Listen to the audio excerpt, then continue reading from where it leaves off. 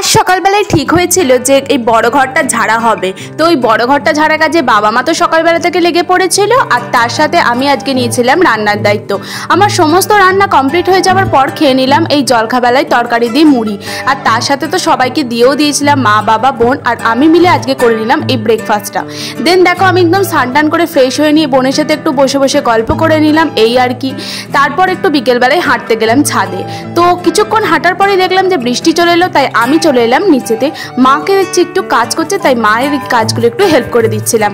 তারপর আমরা সবাই মিলে আজকে সন্ধ্যাবেলায় মুড়ি খেয়েছিলাম, আর মুড়িতে মেখেছিলাম হচ্ছে যে একটু বেগনি ছিল, তার সাথে ছিল হচ্ছে যে চানাচুর, আর তার সাথে নিয়েছিলাম একটু শশা কুচোনো আর গাজর কুচোনো। তারপর তো আজকে ঠিক হলো রাতের বেলায় হবে পরোটা। তো বাবা এখানে পরোটাগুলো বেলে দিচ্ছে, আর মা এখানে রুটি আর পরোটা দুটোই করে নিচ্ছে। তোমাদের কোনটা ফেভারিট সেটা আমাকে কমেন্টে জানিও, রুটি না পরোটা। যাই হোক, তারপর তো আমি আজকে রাতের বেলায় ডিনার করে নিলাম, আর দেখা হচ্ছে নেক্সট ব্লগে। ততক্ষণ তোমরা ভালো থেকো।